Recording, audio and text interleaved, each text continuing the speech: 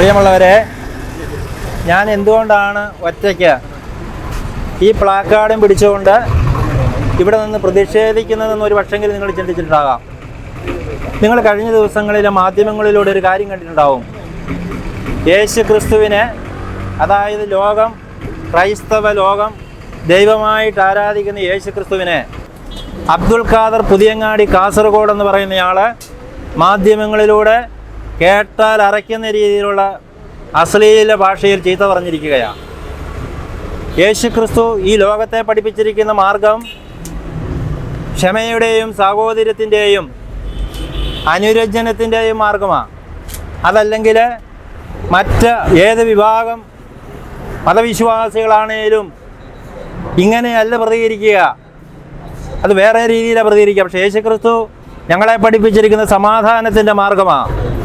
നമുക്കറിയാം, ഈ അടുത്ത കാലഘട്ടത്തിൽ നമ്മുടെ ജോസഫ് മാഷ് എന്ന് പറയുന്ന ആൾ ചോദ്യപേപ്പറിൽ മുഹമ്മദ് നബിയെ പരാമർശിക്കുന്ന ഏതോ ഒരു വിഷയം ഉൾപ്പെടുത്തിയെന്ന് പറഞ്ഞ് അദ്ദേഹത്തിൻ്റെ കൈയും കാലും ഛേദിച്ച സംഭവം, അയാൾ ഇന്നും ജീവിച്ചിരിക്കുക, കേരളീയരെന്ന് പറഞ്ഞിട്ടില്ല.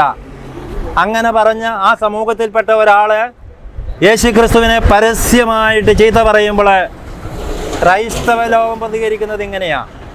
എൻ്റെ രക്ഷകനും എൻ്റെ നാഥനും എൻ്റെ കർത്താവുമായ ദൈവത്തെ ചീത്ത പറഞ്ഞപ്പോൾ ഈ ലോകം മുഴുവനുമുള്ള ക്രൈസ്തവ സമൂഹത്തോടൊപ്പം ഞാൻ എൻ്റെ ദുഃഖം രേഖപ്പെടുത്തുകയും പ്രതിഷേധം രേഖപ്പെടുത്തുകയും ചെയ്യുക. ചേട്ടൻ്റെ പേരെന്തായിരുന്നു? എൻ്റെ പേര് തോമസ്, വീട്ടുപേര് അറയ്ക്കൽ. ഞാൻ ഇരിട്ടി സെൻറ്റ് ജോസഫ് ഇടവകാംഗമാണ്. ചേട്ടൻ ഈ ഒറ്റയാൾ സമരം കൊണ്ട് എന്താണ് ഉദ്ദേശിക്കുന്നത്? ഒറ്റയാൾ സമരം എന്നതിന് പറയാൻ പറ്റിയില്ല.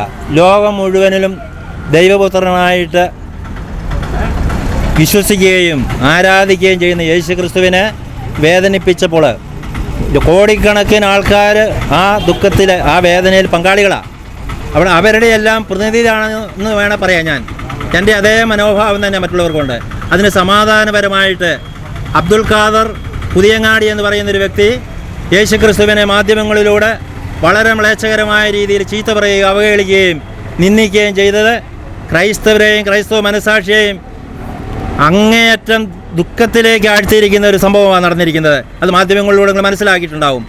ഞങ്ങൾ ഈ നടപടിക്കെതിരെ, അബ്ദുൽ ഖാദറിനെതിരെ നടപടി സ്വീകരിക്കണമെന്നാവശ്യപ്പെട്ടുകൊണ്ട് സമാധാനപരമായിട്ടുള്ള നീക്കങ്ങൾ നടത്തുക. ഈ അടുത്ത നാളിൽ നമുക്കറിയാം, കഴിഞ്ഞ ക്രിസ്മസിന് കാസർഗോഡ് അവിടുത്തെ ഗവൺമെൻറ് ഹോസ്പിറ്റലിൽ ഒരുക്കി വെച്ചിരുന്ന പുൽക്കൂട്ടിൽ യേശുക്രിസ്തുവിൻ്റെയും ഉണ്ണിമിശിഹായുടെയും പരിശുദ്ധ മറിയത്തിൻ്റെയും ഒക്കെ രൂപം ഒരു മുസ്ലിം സഹോദരൻ അബ്ദുള്ള എന്ന് പറയുന്നയാൾ അവിടെ കയറിയത് വലിച്ചെറി തോട്ടിലേക്ക് എറിഞ്ഞു. അതുപോലെ തന്നെ വിശുദ്ധ ഗ്രന്ഥം പരസ്യമായിട്ട് കത്തിച്ചു. ഇത് ഒരു രീതിയിലും ക്രൈസ്തവർ അവർക്കെതിരെ പ്രതികരിച്ചിട്ടില്ല. ഞാൻ ചോദിക്കുക, നിങ്ങളൊരു ചോദ്യം, വേറൊരു സമുദായത്തിൻ്റെ മതഗ്രന്ഥവും അവരുടെ ഒരു വിശ്വാസത്തെയാണ് ഒരാൾ ഇപ്രകാരം ചെയ്യുന്നതെങ്കിൽ ഏത് രീതിയിലായിരിക്കും അവർ പ്രതികരിക്കുക? പക്ഷേ യേശു ക്രിസ്തുവിൻ്റെ സ്നേഹത്തിൻ്റെ, സഹനത്തിൻ്റെ, ക്ഷമയുടെ മാർഗം മനസ്സിലാക്കിയ ക്രൈസ്തവരെ അവരോട് ക്ഷമിക്കുകയാണ്.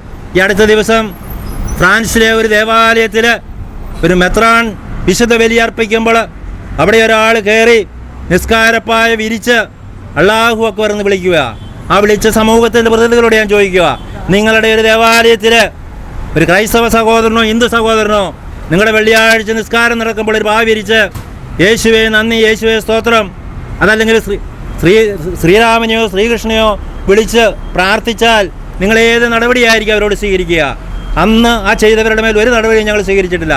അവനോട് ക്ഷമിക്കുകയും സഹിക്കുകയും പൊറുക്കുകയും അവന് മാനസാന്തരം ഉണ്ടാകുവാൻ വേണ്ടി ഞങ്ങൾ പ്രാർത്ഥിക്കുകയും ചെയ്ത ഇങ്ങനെയുള്ള നടപടി ഭൂഷണമല്ല എന്ന് ഈ ലോകത്തോട് പറയുവാൻ പ്രഖ്യാപിക്കുന്നതിന് വേണ്ടിയാണ് ഞാൻ ഇന്ന് ഈ ഒറ്റയാൾ സമരം ഇവിടെ നടത്തിയിരിക്കുന്നത്. പ്രിയപ്പെട്ടവരെ, ക്രൈസ്തവ സമൂഹത്തോട്, ക്രൈസ്തവ മേലധ്യക്ഷന്മാരോട്, ക്രൈസ്തവ പുരോഹിതരോട്, ക്രൈസ്തവ വിശ്വാസികളോട്, സമർപ്പിതരോടൊക്കെ ഈ കാലഘട്ടങ്ങളിൽ വളരെ മ്ലേച്ഛകരമായ രീതിയിലുള്ള പ്രവർത്തനങ്ങളും സംസാരങ്ങളും സന്ദേശങ്ങളും ഒക്കെ സിനിമയിലൂടെയും ആവിഷ്കാര സാധനത്തിൻ്റെ പേര് പറഞ്ഞ് മറ്റു മാർഗങ്ങളിലൂടെയൊക്കെ അവഹേളിക്കുന്ന ഒരു ചിത്രം ലോകം കണ്ടിരിക്കുകയാണ്. ഈ ക്രൈസ്തവ പുരോഹിതന്മാരും ക്രൈസ്തവ വിശ്വാസികളും സമർപ്പിതരും ഒക്കെ അവരെന്താണ് ഈ ലോകത്തിൽ ചെയ്യുന്നതെന്ന് നിങ്ങൾ നോക്കിക്കാണുവാൻ നിങ്ങളെ ഞാൻ ക്ഷണിക്കുകയാണ്. ആരാലും ഉപേക്ഷിക്കപ്പെട്ടവരുടെ ഇടയിൽ, ആർക്കും വേണ്ടാത്തവരുടെ ഇടയിൽ ദൈവത്തിൻ്റെ മുഖം കണ്ട് ശുശ്രൂഷ ചെയ്യുന്നവരെ സമൂഹ മധ്യത്തിൽ താറടിക്കുവാനും അവരെ നിന്ദിക്കുവാനും ക്രൈസ്തവ വിശ്വാസത്തെയും പ്രതീകങ്ങളെയൊക്കെ ആക്ഷേപിക്കുന്ന ചില സംഭവങ്ങൾ കേരളത്തിലും ലോകം മുഴുവനിലും കണ്ടുവരികയാണ്.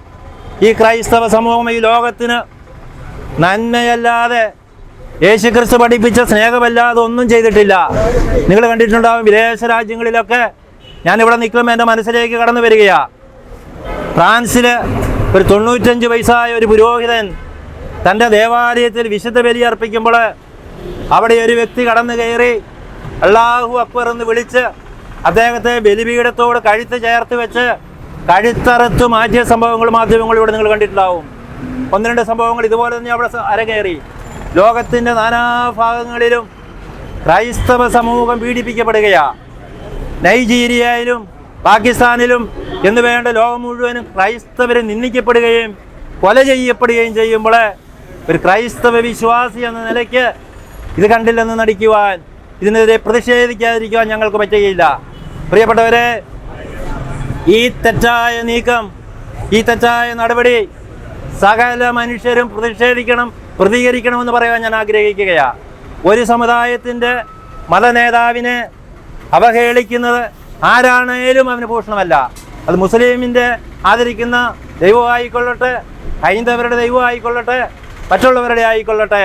പക്ഷേ ആ നിന്ദനം ആര് ചെയ്താലും തെറ്റല്ല. പക്ഷേ ഞാൻ എടുത്തു പറയാൻ കാരണം, മറ്റുള്ളവരുടെ ആരാധനാമൂർത്തികളെ ആക്ഷേപിക്കുന്നതിലുപരി ക്രൈസ്തവ സമൂഹത്തെ തിരഞ്ഞെടുത്ത് ആക്ഷേപിക്കുക. യേശു ക്രിസ്തുവിനെ പറ്റി ലോകം പഠിച്ചിട്ടുണ്ട്. അവൻ കൈകണ്ടിക്കുവാനും കഴുത്തിറക്കുവാനും കത്തിക്ക് കുത്തുവാനും വെടിവെക്കുവാനും ബോംബെറിയുവാനും അല്ല ഈ സമൂഹത്തെ പഠിപ്പിച്ചിരിക്കുന്നത്. അതുകൊണ്ട് ക്രൈസ്തവ സമൂഹത്തിൻ്റെ മേൽ എത്രമാത്രം ദൂഷാരോപണങ്ങളും അതിക്രമങ്ങളും നടത്തിയാൽ ഒരു ചുക്കും സംഭവിക്കാനില്ല എന്നൊരു ധാരണയുടെ പേരിലാണ് ഇത് ചെയ്യുന്നത്. നിങ്ങളോട് വളരെ വ്യക്തമായിട്ട് പറയുവാൻ ഞാൻ ആഗ്രഹിക്കുക. ക്രൈസ്തവ വിശ്വാസത്തിൻ്റെ മേൽ അതിക്രമം നടത്തുന്ന പാർട്ടിക്കാരായിക്കൊള്ളട്ടെ, സമുദായങ്ങളായിക്കൊള്ളട്ടെ, ആരും ആയിക്കൊള്ളട്ടെ, അവരെ യേശുക്രിസ്തുവിനെ തിരിച്ചറിഞ്ഞുകൊണ്ടാണ് ആ യേശുവിൻ്റെ രക്ഷയുടെ മാർഗമാണ് ഞങ്ങൾ സ്വീകരിച്ചിരിക്കുന്നത്. അതല്ലെങ്കിൽ ഇതുപോലെയല്ല പ്രതികരിക്കേണ്ടത്. എന്നോടിപ്പം വന്ന വഴിക്ക് പലരും ചോദിച്ചു, നിങ്ങൾ മാത്രം എന്താ പ്രതികരിക്കുന്നത്? ഞാൻ ഈ ക്രൈസ്തവ സമൂഹത്തിൻ്റെ ലോകം മുഴുവനിലും യേശുക്രിസ്തുവിനെ രക്ഷകനും നാഥനുമായി സ്വീകരിക്കുന്ന ഒരു സമൂഹത്തിൻ്റെ പ്രതിനിധിയായിട്ട് ഇവിടെ നിന്ന് ഞാൻ സംസാരിക്കുകയാണ്. പ്രിയപ്പെട്ടവരെ, എന്നോട് പല പോലീസ് സ്റ്റേഷനിൽ ഇന്നലെ വിളിച്ച് ചോദിച്ചു, നിങ്ങൾ പ്രകടനം നടത്തുന്നുണ്ടോ? മറ്റ് പ്രോഗ്രാമുകൾ ഒന്നുമില്ല. ഞാൻ പറഞ്ഞ എൻ്റെ പ്രതിഷേധം ഈ രീതിയിൽ ലോകത്തെ അറിയിക്കുക, സമാധാനപരമായിട്ട് ഈ ലോകത്തെ അറിയിക്കുവാൻ വേണ്ടി ഇന്നും ജീവിക്കുന്ന യേശുക്രിസ്തുവിനെ കുത്തിമുറിവേൽപ്പിച്ചപ്പോൾ, യേശുക്രിസ്തുവിനെ അവഹേളിച്ചപ്പോൾ, യേശുക്രിസ്തുവിനെ നിന്ദിക്കുമ്പോൾ, ആരെല്ലാം ഏതെല്ലാം രീതിയിൽ എവിടെയെല്ലാം നിന്ദിച്ചാലും ഓരോ ക്രൈസ്തവൻ്റെ ഹൃദയങ്ങളിൽ കത്തി തുളച്ച് കയറ്റുന്ന രീതിയിലുള്ള വേദനകൾ ഞങ്ങൾ അനുഭവപ്പെടുകയാണ്.